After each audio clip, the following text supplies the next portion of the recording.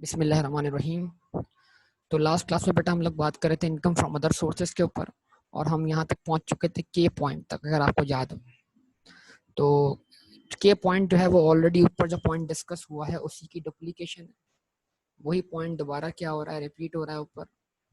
अगर आप बात करते हैं पॉइंट नंबर जी, एन्युटी और पेंशन, बस यहाँ पर अप्रूव इनकम पेमेंट प्लान की बात हो रही है इजाफी, बस, लेकिन बात वही है। Amount received by a person from approved income payment plan or approved annuity plan under voluntary pension system or rules 2005। तो कोई भी आप एन्युटी या पेंशन रिसीव करते हैं जो कि अदर देन योर एम्प्लॉयमेंट है, ऑब्वियसली वो फिर कहाँ कवर होगी, इनकम फ्रॉम अदर सोर्सेज के अंदर। उसके बाद अब ये एक नया पॉइंट इसमें ऐड हुआ है, वो क्या है, ठीक है, वो है fair market value of any property receive without consideration as a gift other than gift from grandparents, parents, spouse, brother, sister, son और डॉटर। यानी जो आपके रिलेटिव्स हैं, अगर वो आपको कोई प्रॉपर्टी गिफ्ट करते हैं तो वो गिफ्ट तो एग्जेम्प्ट है। लेकिन अगर आपके दरमियान कोई खूनी रिश्ता नहीं है ना बेटा, ग्रैंड पेरेंट, दादा नाना, ठीक है, अम्मी अब्बू, हस्बैंड वाइफ, भाई बहन, बेटा बेटी, तो अगर ये लोग आपस में गिफ्ट करते हैं कोई प्रॉपर्टी वगैरह, और अगर वो प्रॉपर्टी ये लोग गिफ्ट करेंगे तो ऑब्वियसली इनके लिए गिफ्ट करना जो है वो इनकम ट्रीट नहीं होगा, रिसीव करने वाले, रेसिपिएंट के लिए बात हो रही है यहाँ पर। तो लेकिन मिसाल के तौर पर बाज लोग क्या करते थे, बाज लोग ये करते थे कि वो अपनी इनकम को टैक्स से बचाने के लिए, जिनके दरमियान खूनी रिश्ता नहीं हुआ करता था, वो लोग भी क्या करते थे, इस तरह का एग्रीमेंट डिजाइन करते कि मैंने ये प्रॉपर्टी आपको गिफ्ट कर दी, ताकि टैक्स लगने से बच सकें और अगले बंदे की इनकम क्या हो सके, एग्जेंट हो जाए, सो ऑन। मतलब यानी कि वो इनकम को छुपाने के रास्ते थे। अगला बंदा पेमेंट करता था और वो पेमेंट अगली पार्टी जो है वो शो नहीं करती थी, वो कैश में रिसीव कर लिया करते थे, और दूसरी पार्टी ये शो करती थी कि भाई हमने ये प्रॉपर्टी क्या कर दी, आपको गिफ्ट कर दी। तो इन रियलिटी जो प्रॉपर्टी खरीद रहा था वो आउटफ्लो शो नहीं कर रहा था, और जो प्रॉपर्टी बेच रहा था वो इनफ्लो शो नहीं कर रहा था। तो अब लॉ ने ये बड़ा सिंपल सा मामला कर दिया कि भाई जो प्रॉपर्टी खरीद रहा है ना, जो ये शो कर रहा है वो जगह उसे गिफ्ट मिला है, तो फिर हम उस गिफ्ट को इनकम मानेंगे, और फिर वो उसकी जो फेयर मार्केट वैल्यू है वो इनकम फ्रॉम अदर सोर्सेज में क्या होगी, टैक्स होगी। अब ये एक इंपॉर्टेंट पॉइंट है, कोई मेरे ख्याल से मुश्किल बात नहीं। इसमें अगर कोई कंफ्यूजन हो तो अच्छी तरह क्लियर कर ले। देखें, अगर आप किसी कैपिटल एसेट की बात करेंगे और इस पॉइंट को लिंक करेंगे कैपिटल एसेट से, तो कैपिटल एसेट वाले केस में नॉन रिकग्निशन रूल अप्लाई होता है, और नॉन रिकग्निशन रूल का ताल्लुक जो है वो रिसीव करने वाले के लिए नहीं है, बल्कि नॉन रिकग्निशन का ताल्लुक जो है वो किससे, जिसके पास से कैपिटल एसेट ट्रांसफर हो रहा है। तो दोनों बातों में फर्क कीजिएगा, ये पॉइंट रिसीव करने वाले के लिए, वो पॉइंट ट्रांसफर करने वाले के लिए था। हाँ, उसमें रिसीव करने वाला अगर जो था वो नॉन रेजिडेंट था, तो फिर ट्रांसफर करने वाले के लिए वो डिस्पोजल जो था वो कैपिटल, उस पर कैपिटल गेन लॉस अराइज हो रहा था, लेकिन वो बात भी ट्रांसफर करने वाले के लिए थी, जिसको ट्रांसफर किया जा रहा है उसके लिए नहीं थी। यहाँ पर जो है प्रॉपर्टी ट्रांसफर करने की बात हो रही है, जो ट्रांसफर जिसको किया जा रहा है उसके लिए बात हो रही है। तो उम्मीद करता हूँ दोनों चीजों को आप मिक्स नहीं करेंगे बेटा, ऐसे ही है। बता दीजिए मुझे आप सब लोग बेटा, प्लीज रिस्पॉन्स दीजिए बेटा, यस और नो। अच्छा,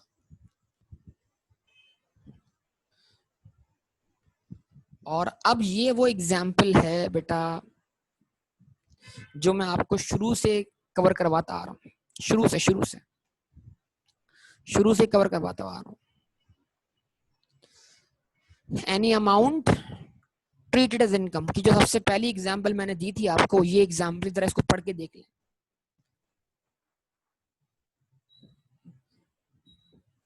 ये सेक्शन 39 का आखिरी हिस्सा है।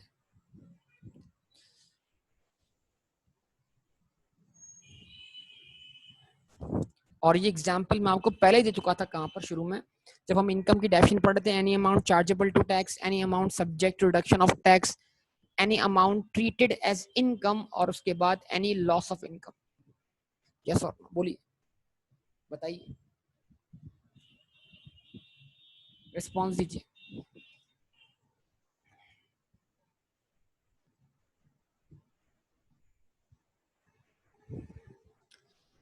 ठीक है, अब इस बात पे और कीजिएगा, एक एक करके इसको पढ़िएगा। Any amount received as a loan, अगर किसी अमाउंट को आप रिसीव करते हैं बहैसियत लोन। अब जो बीच की लाइन है उसको छोड़िएगा जरा, मैं जिस तरह पढ़ रहा हूँ उस तरह पढ़िएगा। Any amount receive as a loan by a person from another person,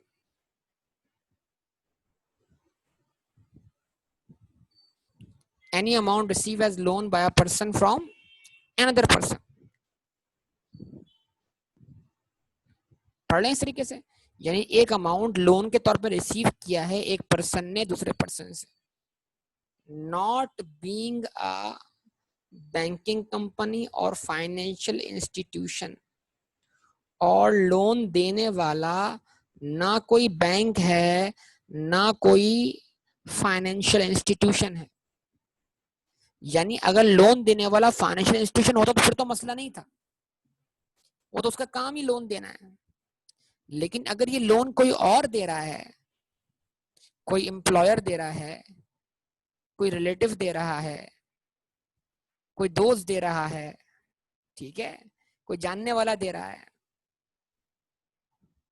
तो not being a banking company और फाइनेंशियल इंस्टीट्यूशन, और लोन, इसका मतलब क्या है, लोन देने वाला कोई बैंक भी नहीं है ना कोई फाइनेंशियल इंस्टीट्यूट है, otherwise than through banking channel,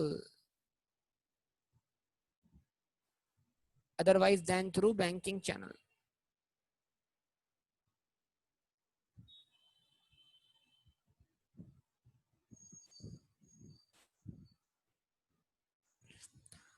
और लोन रिसीव हो रहा है बैंकिंग चैनल के अलावा किसी ऐसे शख्स से, from a person holding NTN, यानी लोन देने वाला ना कोई बैंक है ना कोई फाइनेंशियल इंस्टीट्यूशन है, और लोन देने वाला लोन दे रहा है otherwise than through banking channel, cash form में लोन दे रहा है, और जो लोन देने वाला है उसका एनटीएन नंबर है, shall be taxable in the year,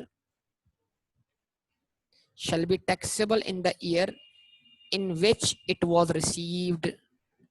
तो फिर जो लोन दिया जा रहा है कैश फॉर्म में किसी ऐसे शख्स की तरफ से जो कि कोई बैंक भी नहीं है, कोई फाइनेंशियल इंस्टीट्यूट भी नहीं है, और वो लोन देने वाला बैंकिंग चैनल को भी इस्तेमाल नहीं कर रहा और वो एनटीएन नंबर होल्ड करता है, तो अब रेसिपिएंट के लिए लोन इनकम ट्रीट किया जाएगा, रेसिपिएंट के लिए डीम इनकम मानी जाएगी, लोन को भी इनकम मान लिया जाएगा। क्या ये आपको ऑर्डिनेंस के अल्फाज बेटा क्लियर हो रहे हैं? यस और नो रिस्पॉन्स दीजिएगा मुझे आप सब लोग, आप सबका भरपूर जवाब चाहिए बेटा।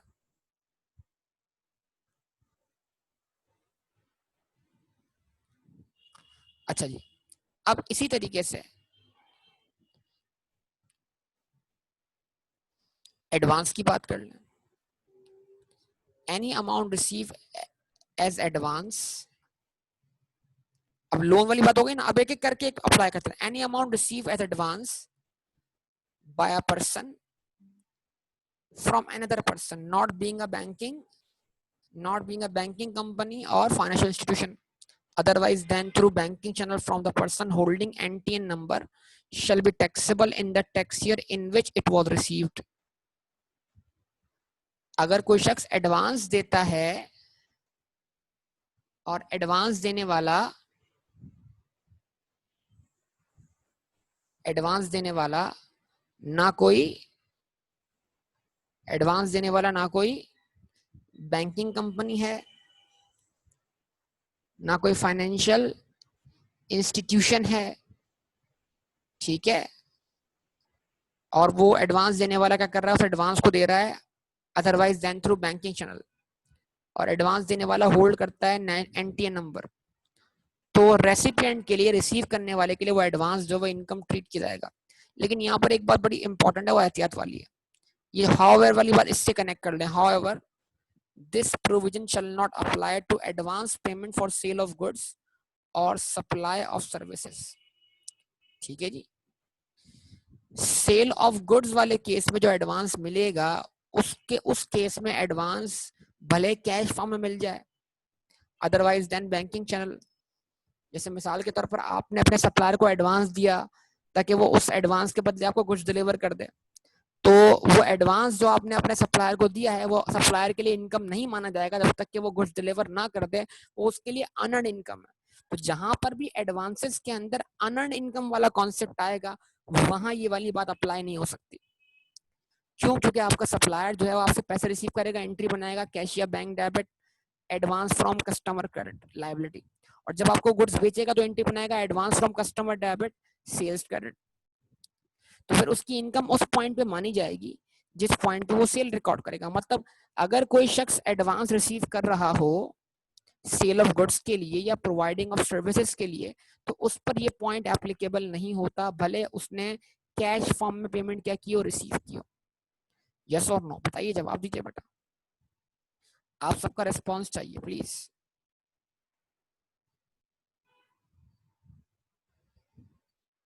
ये बात क्लियर होती है बेटा आपको? रिस्पॉन्स दीजिए। ऐसा है? अच्छा जी, आगे बताइए। अब एक एक पॉइंट को आप पढ़िए ना बेटा, एक एक पॉइंट को पढ़िए। Any amount receive as a loan हो गया, any amount receive as a, अब थर्ड पॉइंट पढ़ लेते ना, as a deposit for issuance of shares. Shareholder क्या करता है, जब शेयर्स को सब्सक्राइब करता है तो क्या करता है, डिपॉजिट करता है ना, इश्यूएंस ऑफ शेयर्स के लिए सब्सक्रिप्शन जमा करवाता है, पैसा डिपॉजिट करता है। तो any amount receive as a deposit for issuance of shares by a person from another person not being a banking company or financial institution otherwise than through banking channel from a person holding NTN shall be taxable in the tax year in which it was received। तो भाई share कौन issue करेगा, company issue करेगी। Share को subscribe कौन करेगा, obviously share holder जो बनने जा रहा है वो सब्सक्राइब करेगा। तो अगर कंपनी शेयर की सब्सक्रिप्शन जो है वो रिसीव कर लेती है, किस शक्ल में बेटा, कैश फॉर्म, किसी ऐसे शख्स से जो एनटीएन नंबर होल्ड करता है, otherwise than through banking channel, तो फिर आमतौर पे वो सब्सक्रिप्शन जो है उसको इनकम हम ट्रीट नहीं करते, क्योंकि उसको हम डेबिट करके उसके बदले शेयर कैपिटल और शेयर प्रीमियम क्रिएट करते हैं ना बेटा। लेकिन फिर इस स्पेशल केस में वो जो कंपनी ने शेयर सब्सक्रिप्शन रिसीव की है उसको क्या मानना पड़ेगा बेटा, इनकम मानना पड़ेगा। अब ये एक एक करके आप इस लाइन को जोड़ते जाए, पढ़ते जाए। अच्छा जी, उसके बाद क्या है, any amount receive as a gift. अब ये कैश गिफ्ट की बात हो रही है, अगर आपको गिफ्ट मिलता है कैश फॉर्म में,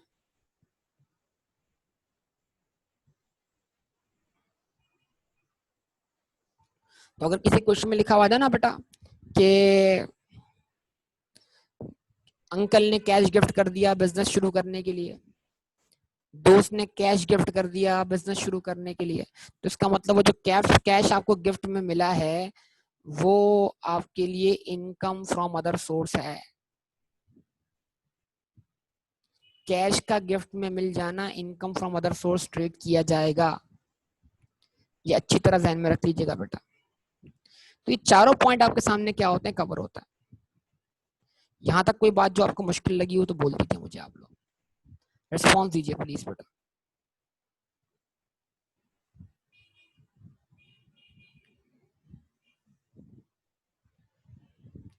ठीक है जी, अच्छा, बात क्लियर है सब लोग? ओके, जबरदस्त।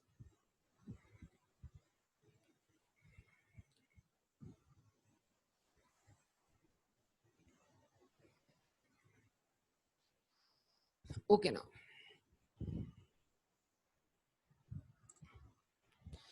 अब जरा कुछ सिचुएशंस को समझते हैं बेटा, कुछ सिचुएशन आपके सामने रखते हैं आगे, जो हम पीछे बातें छोड़कर आए थे उनको समझने के लिए हमें अब कुछ टर्म्स को समझना जरूरी है।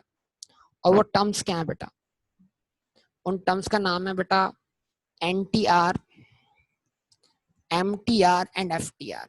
समझ रहे हैं बात?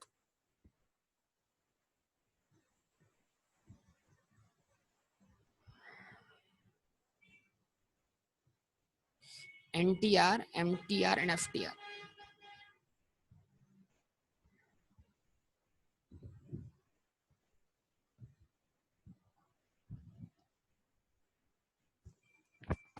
सही है।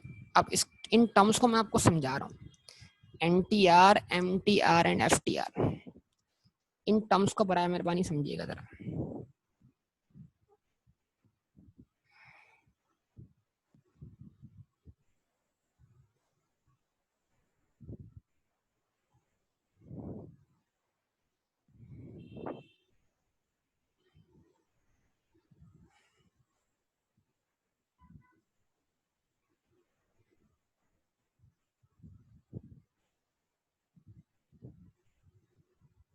Normal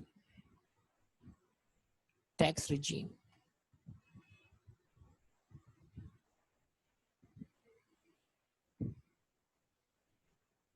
NTR।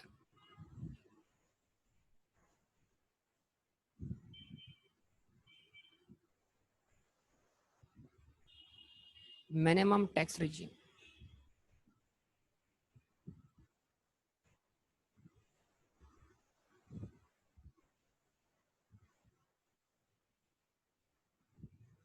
MTR।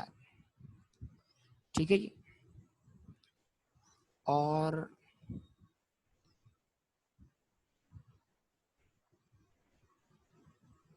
Final tax regime,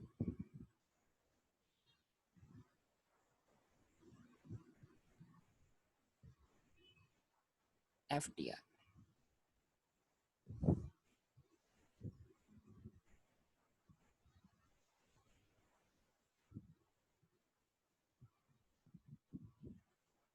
ठीक है, जवाब दें बेटा।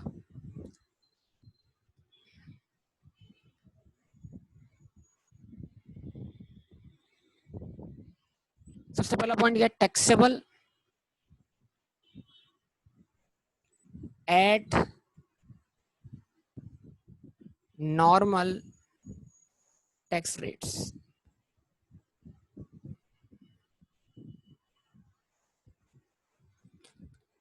वो तमाम इनकम जो नॉर्मल टैक्स रेट्स पे क्या होती है, टैक्स होती है। ठीक है। नॉर्मल टैक्स रेट दो किस्म के हैं।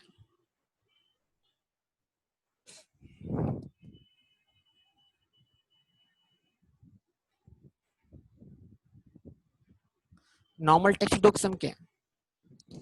एक नॉर्मल जो सैलरीड नॉन सैलरीड वाला केस है, या नॉन सैलरीड वाला केस है किसके लिए, AOP के लिए, और कंपनी का फिक्स टैक्स रेट है। लेकिन एक सेपरेट ब्लॉक ऑफ इनकम वाले रेट्स भी हैं, वो भी नॉर्मली कहलाएंगे। बस वो इनकम सेपरेट होके क्या होती है, टैक्स होती है, मतलब वो स्पेसिफाइड रेट्स हैं आपके सामने उस पार्टिकुलर केस के अंदर। तो नॉर्मल टैक्स रिजीम के इनकम जो होती है टैक्सेबल होती है एट नॉर्मल टैक्स रेट। ठीक है जी।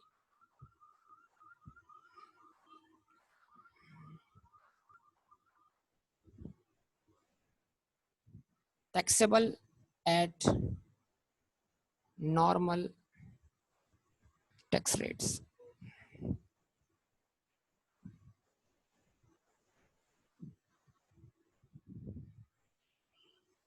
अच्छा जी।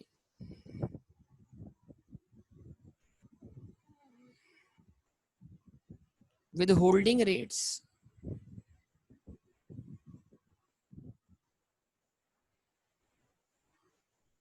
and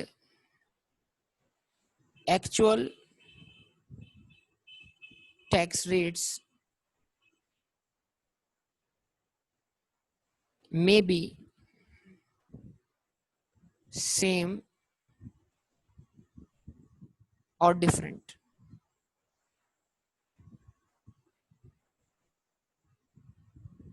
ठीक है, यानी विदहोल्डिंग रेट्स और एक्चुअल टैक्स रेट, मतलब जैसे अगर आपको याद हो डायरेक्टरशिप फी, तो डायरेक्टरशिप फी पे टैक्स रेट कितना था, 20%। उसका विदहोल्डिंग रेट सेपरेट था, लेकिन जब डायरेक्टरशिप फी जो थी वो सैलरी का पार्ट बन गई थी, तो सैलरी जिस रेट से टैक्स हो रही थी उसी से वो टैक्स हो रही थी।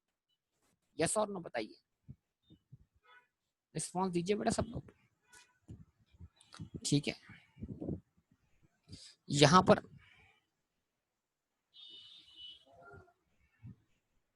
Withholding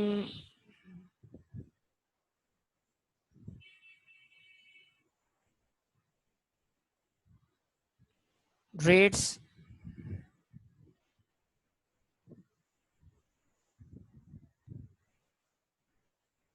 and actual rates are different.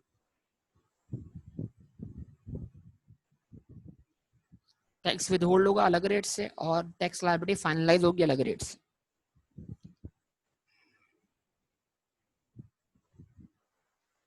Taxable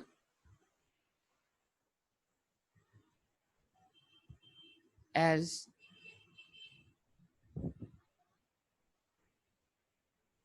separate block, separate tax rate.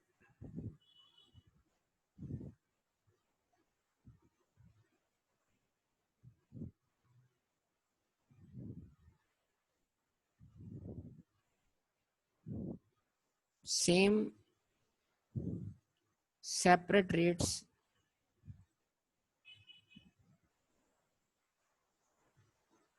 are used for withholding and determining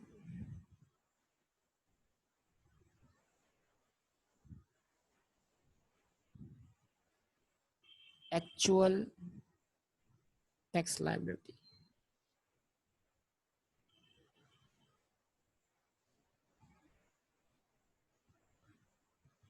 ठीक है जी. जो सेपरेट रेट्स हैं वही विदहोल्डिंग के रेट्स हैं और वही टैक्स लायबिलिटी डिटरमाइन करेंगे. मतलब एफटीआर की खास पहचान है. ठीक है, अभी आपके सामने इसकी एग्जांपल्स सारी आती हैं, तो वक्त के साथ साथ ये पॉइंट्स अभी आप खाली दिमाग में रखें, इनकी एग्जांपल्स को हम कवर करते रहते हैं. Number 3,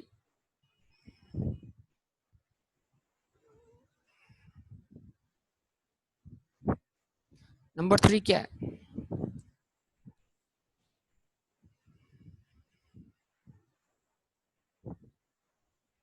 tax liability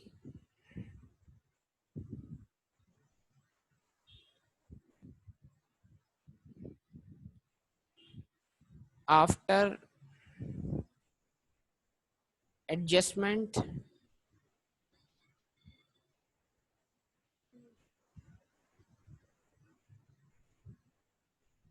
of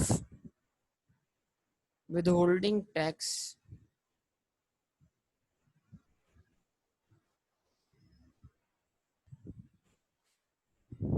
may be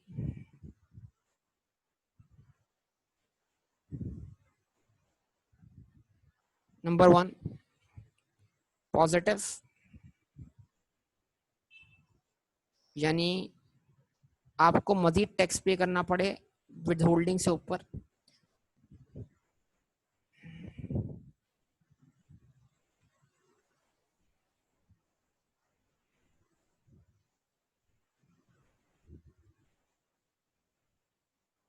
That is what tax payable.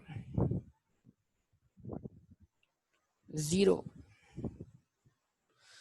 अच्छा, टैक्स लायबिलिटी आपकी पॉजिटिव कब होगी? जाहिर सी बात है, अगर आप विदहोल्डिंग टैक्स एडजस्ट कर रहे हैं तो जो आपने टैक्स कैलकुलेट किया है वो उस पे आने वाली टैक्स लायबिलिटी ज्यादा है. ठीक है, और आपका बनने वाला टैक्स जो है वो क्या है, जो विदहोल्डिंग टैक्स था वो क्या था, कम था. तो लिहाजा जब डिफरेंस लिया गया बनने वाली टैक्स लायबिलिटी से और विदहोल्डिंग टैक्स का, तो कुछ कुछ ऊपर टैक्स आ गया. अब ऊपर का टैक्स आपको पे करना पड़ेगा. मतलब जो इजाफी टैक्स है विदहोल्डिंग टैक्स एडजस्ट करने के बाद उसको आप पे करें, वो आपका एडमिसिबल क्या है, टैक्स लायबिलिटी है. अच्छा, जब आपका टैक्स पेबल 0 आ रहा है तो उसका मतलब क्या हुआ, एडवांस टैक्स एडजस्ट करने के बाद, यानी कि आपकी टैक्स लायबिलिटी और आपका विदहोल्डिंग टैक्स बराबर था और अब आपकी टैक्स लायबिलिटी निल हो गई. मतलब आपको कुछ भी पे नहीं करना. और ऐसा भी हो सकता है बेटा कि आपकी टैक्स लायबिलिटी क्या हो जाए, नेगेटिव हो जाए.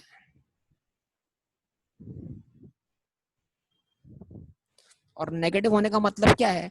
नेगेटिव होने का मतलब ये है कि आपका जो टैक्स लायबिलिटी बन रहा है वो कम था और विदहोल्डिंग टैक्स ज्यादा था.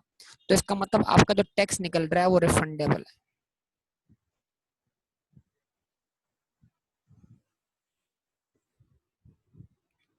ठीक है, समझ रहे हैं बात को? अच्छा जी, ओके. उसके बाद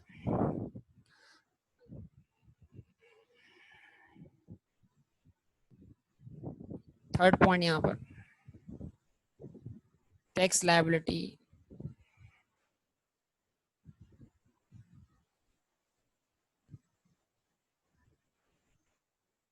आफ्टर एडजस्टमेंट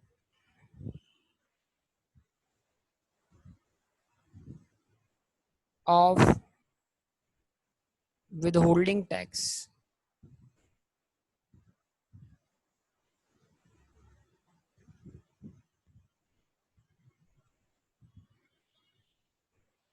cannot be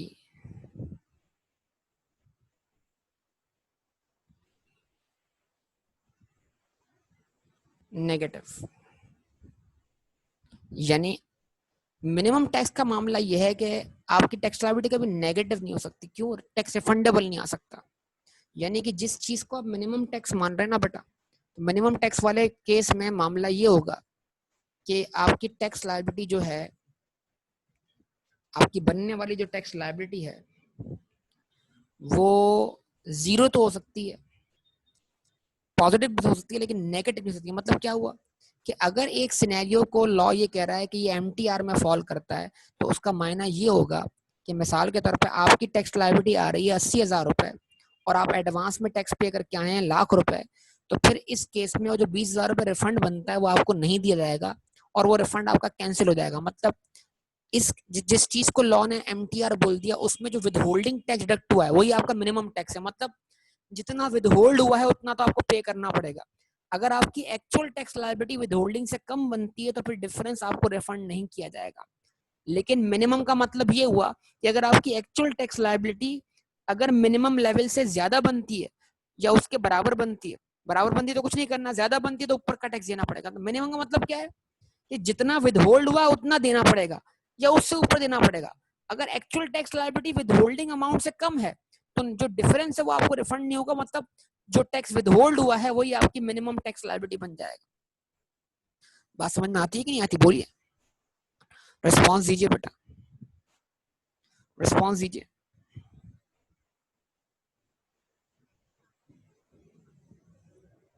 अच्छा जी, और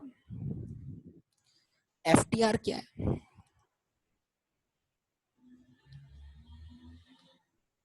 ये फाइनल और fix tax liability. Tax liability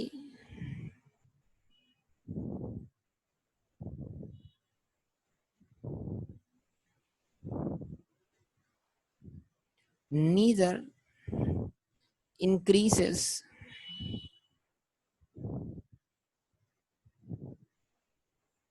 or nor decreases।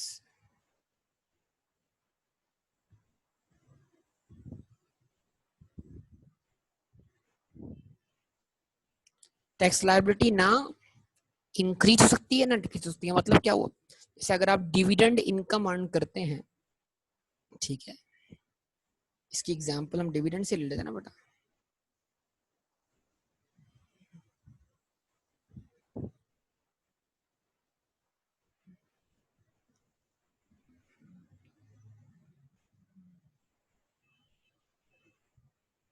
Dividend pay tax rate कितना है बेटा? डिविडेंड पे टैक्स रेट है 15%। मतलब अगर एक शख्स ने, सुनिएगा बात को, अगर एक शख्स ने लाख रुपए डिविडेंड उसने अर्न किया है तो उसका टैक्स कितना विथहोल्ड होगा? यानी कंपनी शेयर होल्डर को जब डिविडेंड पे करेगी लाख रुपए तो वो टैक्स कितना विथहोल्ड करेगी लाख पर? 15,000। और रिसीव कितना करेगा वो? एक्चुअली कितना रिसीव करेगा? 85,000। और बाकी 15,000 उसके बिहाफ पे अप्लाई। एक्चुअल रिसिट तो उसकी लाख रुपए बनेगी, लेकिन एक्चुअली रिसीव बाय पर्सन कितना है? 85,000। Applied on behalf of person कितना है? 15,000। यस और नो बोलिए, रिस्पॉन्स दीजिए। अच्छा जी, ऐसा ही है ना। अब फर्ज कर लेते हैं जिस शख्स को लाख रुपए डिविडेंड इनकम हुई है उसके पास कोई और इनकम नहीं है, सही है। अब अगर ये शख्स ये बोलता है कि यार मेरी तो कोई इनकम नहीं है और 4 लाख तक तो इनकम क्या होती है? एग्जेम्प्ट होती है, लिहाजा मेरे डिविडेंड के ऊपर जो है, मेरे डिविडेंड के ऊपर जो है जो टैक्स बनता है मुझे रिफंड किया जाए। तो हम बोलेंगे ऐसा नहीं हो सकता, क्योंकि डिविडेंड जो है वो एफटीआर बेस इनकम है, और एफटीआर बेस इनकम पर जो टैक्स विदहोल्ड होता है वही आपकी full and final discharge of liability होती है। मतलब जितने अमाउंट से टैक्स विदहोल्ड हुआ है वही आपकी उस एफटीआर वाली इनकम पर full and final discharge of tax liability है ना। अब आप उस डिविडेंड इनकम को आपको अपनी नॉर्मल इनकम में ऐड करने की जरूरत नहीं है कि आप उसको उस पर दोबारा, जैसे जितनी भी इनकम्स हैं जिन पे टैक्स वर्कआउट हो चुका, जिन पे टैक्स विदहोल्ड हो चुका होता है, उन्हें करना क्या होता है कि पहले हमें अपनी नॉर्मल इनकम में ऐड करना होता है, और नॉर्मल इनकम में ऐड करने के बाद उन पे जो भी टैक्स बन रहा होता है उनको वर्कआउट करना होता है, और वो टैक्स वर्कआउट करने के बाद रिबेट्स जो बन रहे होते हैं वो क्लेम करने होते हैं, और वो रिबेट्स क्लेम करने के बाद फाइनली जो एडवांस टैक्स हम पे करके आए होते हैं विद होल्डिंग की शक्ल में वो लेस करना होता है। लेकिन जिस इनकम को बेटा एफटीआर बोल दिया जाएगा वो इनकम आपकी नॉर्मल टैक्सेबल इनकम में शामिल ही नहीं होगी। क्यों? इसलिए कि इस इनकम को आपने टैक्सेबल इनकम का पार्ट बनाकर इस पर टैक्स लायबिलिटी वर्कआउट नहीं करनी। क्यों नहीं करनी? इसलिए नहीं करनी कि इस पे जो टैक्स विदहोल्ड हुआ है वही उसकी full and final discharge of tax liability. तो इसको आपने कैलकुलेशन का पार्ट नहीं बनाना। कौन सी कैलकुलेशन का? टैक्सेबल इनकम की कैलकुलेशन। क्या ये वाली बात समझ में आती है आपको? उसामा, मैं बात करता हूँ दोबारा से, सब लोगों से पूछ रहा हूँ बेटा, जवाब दीजिए। अच्छा, मैंने एक एग्जांपल दी, दोबारा देखो। डिविडेंड इनकम एक बंदे ने कितनी कमाई बेटा? चलिए एक काम करते हैं, एक बंदे ने डिविडेंड इनकम कितनी कमाई? 5 लाख रुपए। 5 लाख का 15% निकालिए।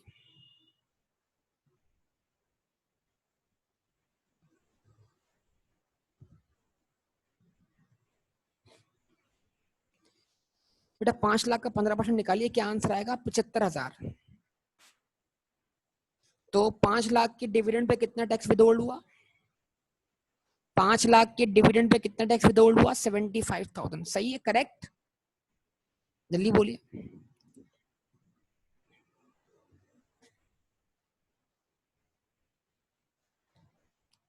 अच्छा, अब सुनिए, अगर ये 5 लाख रुपए एफटीआर ना होते तो क्या करता मैं इन 5 लाख रुपए को अपनी नॉर्मल इनकम का पार्ट बनाता। किस हेड में? इनकम फ्रॉम अदर सोर्सेज में बनाता, और फिर नॉर्मल टैक्स रेट लगाकर इन पे टैक्स कैलकुलेट करता। और अगर मैं कैलकुलेट करता इंडिविजुअल के लिए तो ये कौन सा केस बनता? Non salaried case. Non salaried case में 4 लाख तक तो इनकम क्या थी? एग्जेम्प्ट थी। यस और नो? और 1 लाख पे कितना टैक्स बनता था? जल्दी बताओ यार, जल्दी करो, जल्दी करो, रिस्पॉन्स दो। 4 लाख तक इनकम एग्जेम्प्ट है और 1 लाख पे कितना टैक्स बनेगा? बताओ सब लोग।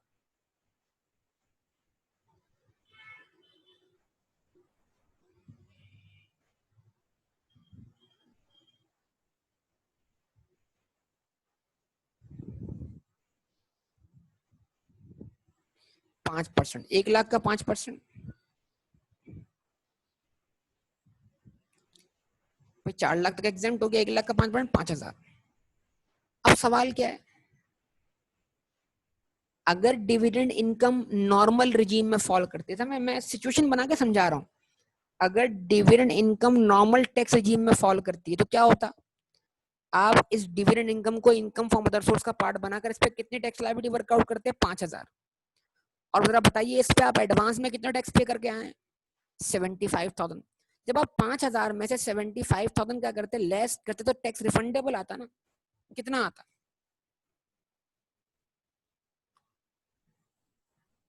70,000।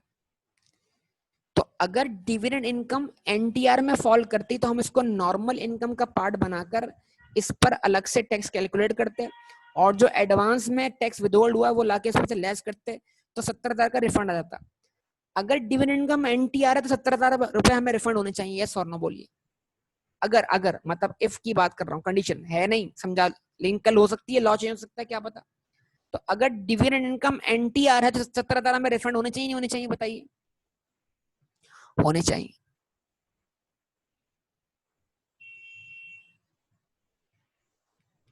लेकिन डिविडेंड इनकम एनटीआर नहीं है। चले जी, एमटीआर पे जाते हैं। एमटीआर में क्या करेंगे हम, इनकम को नॉर्मल इनकम का पार्ट बना के उस पर टैक्स कैलकुलेट करेंगे। मतलब 5 लाख रुपए डिविडेंड है, इसको नॉन सैलरी केस का पार्ट मान लिया, इनकम फ्रॉम अदर सोर्स के हेड में इसको टैक्स कर लिया और इस पे टैक्स वर्कआउट कर लिया। टैक्स वही बना 5,000। अब विदहोल्ड कितना टैक्स हुआ है, 75,000। तो विदहोल्डेड टैक्स ज्यादा है और एक्चुअल टैक्स कम है। तो क्योंकि विदहोल्डिंग टैक्स इस केस में मिनिमम है तो आपको रिफंड नहीं मिलेगा, और मिनिमम टैक्स जो है, मिनिमम टैक्स 75,000 जो विदहोल्ड हुआ वही आपका मिनिमम टैक्स मान लिया जाएगा। तो ये आपके सामने बुनियादी तौर पर एनटीआर और एमटीआर का फर्क तो बिल्कुल वाज़ेह तौर पर क्लियर हो गया। यस और नो बोलिए, रिस्पॉन्स दीजिए, हुआ कि नहीं हुआ?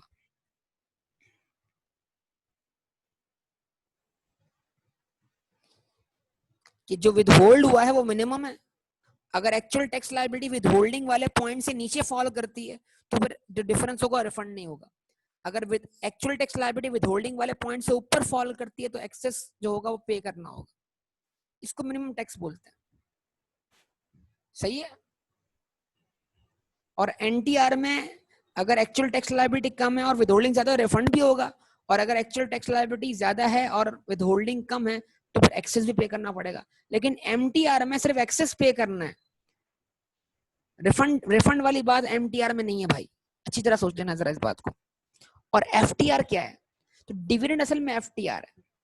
तो डिविडेंड पे टैक्स कटा कितना, 15%, लाख पर 15,000, 5 लाख पर 75,000। अब ये है कि क्योंकि डिविडेंड इनकम एफटीआर है तो अब आपको हरगिज हरगिज उसको अपनी नॉर्मल इनकम में ले जाकर नॉर्मल टैक्स रेट अप्लाई करके टैक्स लायबिलिटी कैलकुलेट करने की जरूरत नहीं है। क्यों? इसलिए कि जो विदहोल्डिंग टैक्स है डिविडेंड पर वही उसका full and final discharge of tax liability है। जब आप कभी भी किसी इनकम को नॉर्मल इनकम का पार्ट बनाकर उस पर टैक्स लायबिलिटी कैलकुलेट करते हैं तो चांसेस ये होते हैं कि एक्चुअल टैक्स लायबिलिटीज विदहोल्डिंग के बराबर आ जाएं, एक्चुअल टैक्स लायबिलिटीज विदहोल्डिंग से ज्यादा आ जाएं, एक्चुअल टैक्स लायबिलिटीज जो हैं वो विदहोल्डिंग से कम आ जाएं। लेकिन अगर कोई इनकम एफटीआर हो तो एफटीआर वाली इनकम को आपको हरगिज हरगिज नॉर्मल टैक्सेबल इनकम में शामिल करके उस पर टैक्स लायबिलिटी वर्कआउट करने की जरूरत इसलिए नहीं है कि एफटीआर बेस्ड इनकम पर जो टैक्स विदहोल्ड हुआ है वो विदहोल्डिंग टैक्स ही उसका full and final discharge of tax liability है। ना उस पर टैक्स लायबिलिटी इंक्रीज हो सकती है, ना उस पर टैक्स लायबिलिटी डिक्रीज हो सकती है। क्या ये बात क्लियर है बेटा आपको?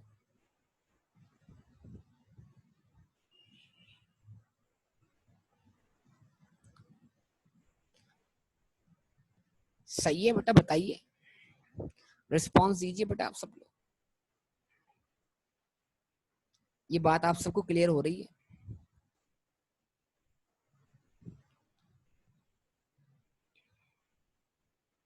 जवाब दें।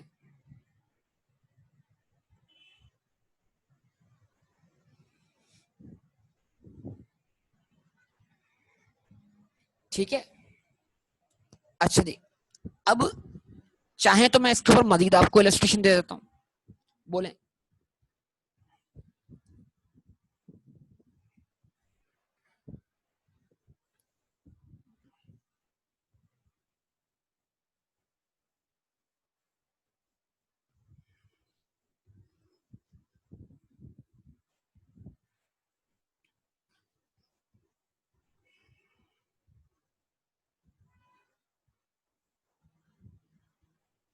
एनटीआर, ठीक है जी।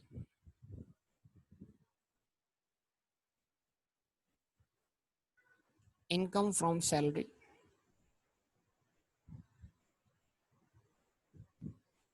ये हेड लगा दिया हमने इनकम फ्रॉम सैलरी का। ठीक है जी। इनकम फ्रॉम सैलरी,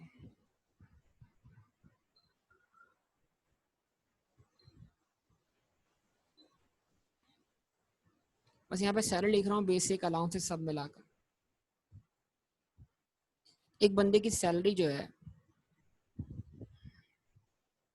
12 लाख रुपए, ठीक है, और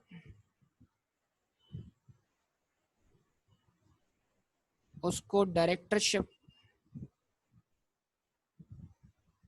फी मिली है, फॉर एग्जाम्पल ग्रॉस अमाउंट, यानी कि यहाँ तो हम ग्रॉस अमाउंट लेंगे ना जो रेसिट की डेफिनेशन में फॉल करता है, वो मिली है कितनी बेटा,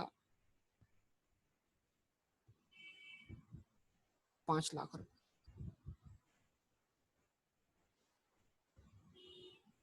सही है। अब सवाल क्या है, इस पर टैक्स विदहोल्ड करने वाले ने किस तरह टैक्स विदहोल्ड किया होगा, ये सोचिए। तरह ये बात मैं पहले भी सैलरी में कर चुका हूँ, लेकिन आप भूल जाते हैं, क्या करें। टैक्स विदहोल्ड करने वाले ने जो बाकी सैलरी है उसको उसी टैक्स से विदहोल्ड किया होगा जो सैलरी के एक्चुअल टैक्स रेट है। लेकिन डायरेक्टरशिप फी पर टैक्स कितना विदहोल्ड किया होगा, ये आप बताइए जरा। यहाँ पर इस तरफ आप निकाल लीजिए विदहोल्डिंग टैक्स।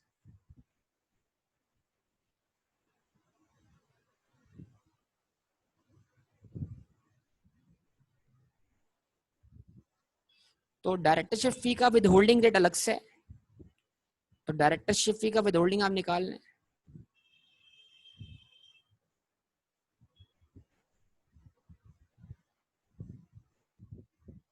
कितना है बेटा, 5 लाख का 20%, कितना बन गया, 1 लाख रुपए। यस और नो। अच्छा, और रिमेनिंग सैलरी, तो सैलरीड केस में जाएं और ये देखेंगे रिमेनिंग सैलरी 12 लाख के ऊपर जो है वो कितना टैक्स बनता है। जल्दी बताएं कोई, जल्दी से, शाबाश। सैलरीड केस में जाएं और जाके बताएं रिमेनिंग सैलरी 12 लाख में कितना टैक्स बनता है। ये भी विदहोल्ड होगा ना टैक्स के ऊपर, एम्प्लॉय विदहोल्ड करेगा। जल्दी करें बेटा, जल्दी करें। 12 लाख में कितना बनता है, 30,000 रुपए। पक्का कंफर्म। यानी सैलरी को उसने क्या किया, जो सैलरी के एक्चुअल टैक्स रेट्स थे उसी से टैक्स विदहोल्ड किया, लेकिन डायरेक्टरशिप फी पर विदहोल्डिंग रेट अलग था, वो अलग इस्तेमाल कर लिया। कितना हो गया बेटा विदहोल्ड टोटल मिलाकर, 1,30,000।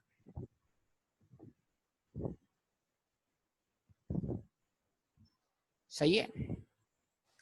अब जब ये बंदा अपना रिटर्न फाइल करेगा और ये अपनी एक्चुअल टैक्स लायबिलिटी कैलकुलेट करेगा, तो डायरेक्टरशिप फी के ऊपर ये नॉर्मली जिस बाकी सैलरी की तरह टैक्स कैलकुलेट करेगा। मतलब इसकी टैक्सेबल इनकम कितनी आ गई, 1,700,000। ठीक है। अब जरा 1,700,000 पे जरा अप्लाई कीजिए सैलरीड केस। यानी डायरेक्टरशिप फी जब सैलरी का पार्ट बन गई तो बाकी सैलरी की तरह टैक्स होगी नॉर्मली।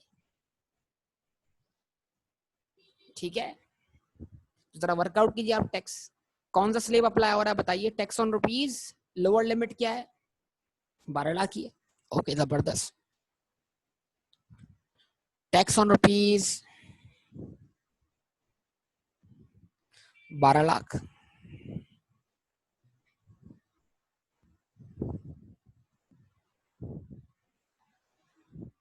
कितना, 30,000 रुपए। और टैक्स ऑन रुपीज कितना, 5 लाख एट 10%। क्या आंसर आया, क्या आंसर आया, 50,000 रुपए। तो अब जो इसकी टैक्स लायबिलिटी आई है इसकी, वो इसकी नॉर्मल क्या कहते हैं टैक्स लायबिलिटी, जो इसकी टैक्स लायबिलिटी आई है नॉर्मल, वो इसकी विदहोल्डिंग से क्या है, कम है। ऐसे ही है ना जनाब।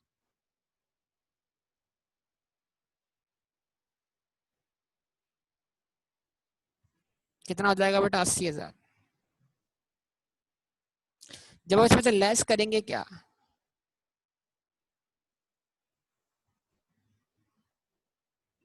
विदहोल्डिंग टैक्स, तो क्या होगा, जब 1,30,000 इससे क्या होगा, मैच होगा, तो क्या हो जाएगा बेटा, तो क्या होगा डिफरेंस, डिफरेंस आएगा 50,000। और ये 50,000 क्या है, टैक्स रिफंडेबल है। और रिफंडेबल जब भी हो सकता है जब आपकी डायरेक्टरशिप फी जो है वो एनटीआर में फॉल करती हो, नॉर्मल टैक्स रिजीम में। एनटीआर के अलावा रिफंड लेना पॉसिबल नहीं है। ठीक है, इसका मतलब क्या हुआ, अगर ये रिफंड वाकई मिलना है तो इसका मतलब क्या है कि भाई आपकी डायरेक्टरशिप फी जो है वो कहाँ फॉल करती है, एनटीआर में, नॉर्मल टैक्स रिजीम में। यस और नो बताओ, रिस्पॉन्स दो सब लोग। रिफंड आ गया और रिफंड हो जाएगा, जवाब दें बेटा, रिस्पॉन्स दें।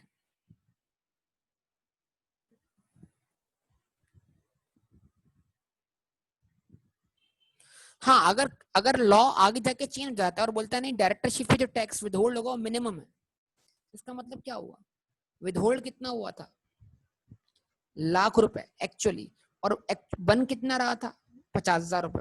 तो फिर हम ये बोलेंगे ना, अगर डायरेक्टरशिप फी मिनिमम थी तो रिफंड नहीं होगा, और जो आपका एक जो विदहोल्ड टैक्स हुआ है वही आपकी मिनिमम टैक्स लायबिलिटी होगी।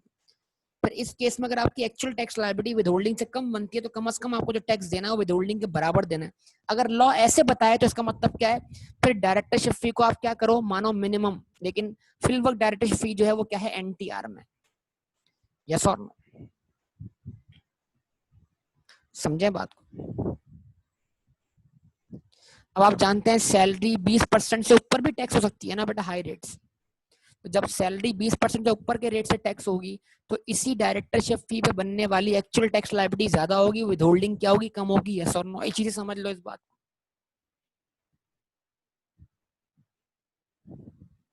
क्या ख्याल है, बोलो सब लोग। और जब एक्चुअल टैक्स लायबिलिटी ज्यादा होगी और डायरेक्टरशिप फी पे विदहोल्डिंग कम होगी तो एक्सेस टैक्स क्या करना पड़ेगा, पे करना पड़ेगा। क्या ख्याल है, चाहो तो एग्जाम्पल ले लो।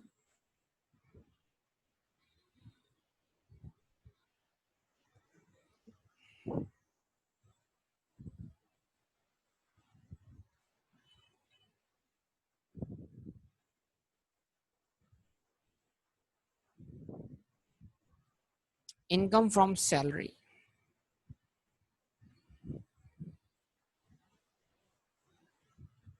ठीक है जी।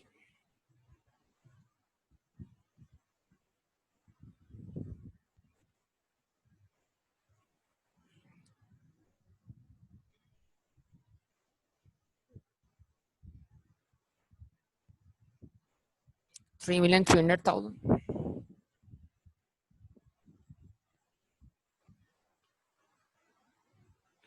डायरेक्टरशिप फी। अच्छा, कोई लिमिट बता दो मुझे, अपर लिमिट जहां पर, वो एक काम करो, लिमिट देख के बताओ जहां पर टैक्स रेट जो है वो 20% से इंक्रीज होता। तो वो लिमिट देख के बताओ आप मुझे,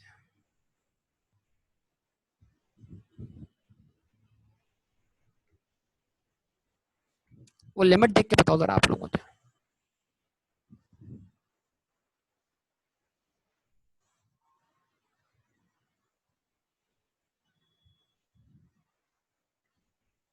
3,500 से जो एक्सीड करता है वो 20% से अबव है। 3,500,000 तक जो टैक्स है वो 20% तक है। अच्छा,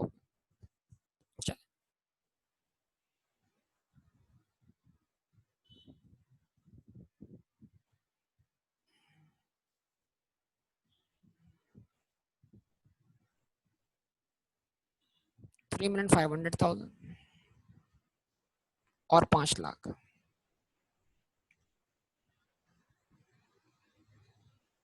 ठीक है, टोटल अमाउंट कितना आ गया,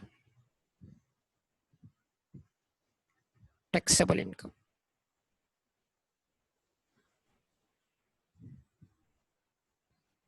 4 मिलियन। अब सवाल है कंपनी ने विदहोल्डिंग कैसे की होगी।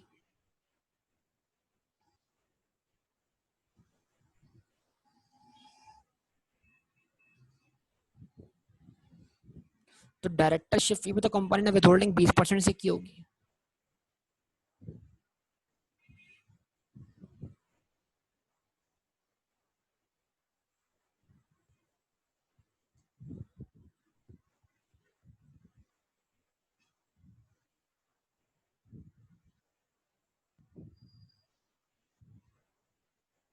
वही 5 लाख का 20%।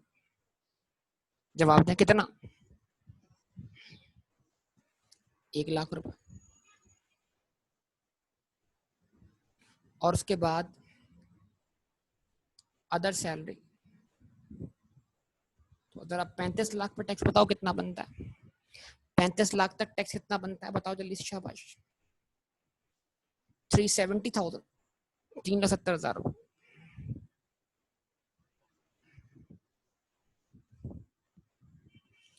तो इसका मतलब जो टोटल विद होल्डिंग हुई होगी वो 4,70,000 से हुई होगी।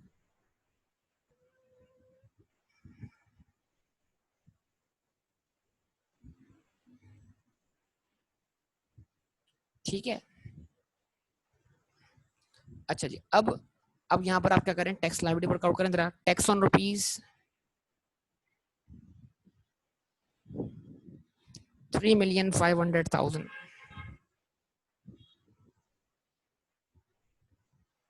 3,70,000 रुपए। सैलरी पे जो बाकी सैलरी पे जो टैक्स बना उतना ही दोबारा क्या हो गया, वर्कआउट हो गया।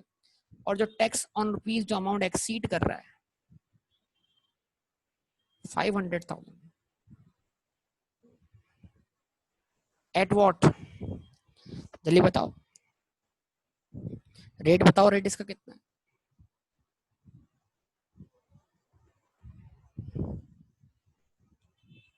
अरे 20% से एक्सीड का कहा था आप लोगों को, आपने 20% करवा दिया, क्या करें, माशाल्लाह। चलेंगे, कोई मसला नहीं। कितना आंसर आ गया? 1,00,000। तो अब क्या हुआ जनाब, अब टैक्स लायबिलिटी वो वही आई जो विद होल्ड हुई थी, और टैक्स पेएबल क्या हो गया, निल हो गया।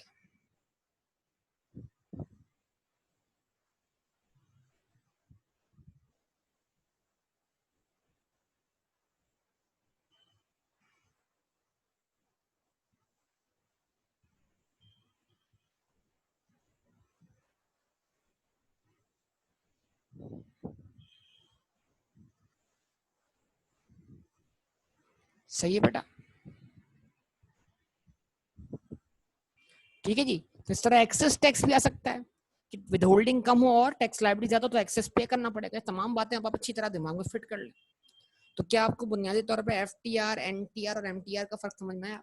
एफटीआर के मुतालिक कुछ बातें और भी ऐड करेंगे। यस बेटा बताइए, सब क्लियर है यहाँ तक? तो बेटा इसको यहाँ तक स्टॉप करेंगे, इंशाल्लाह अगली बात आपसे करेंगे मजीद अगली क्लास के अंदर। ओके, अल्लाह हाफिज।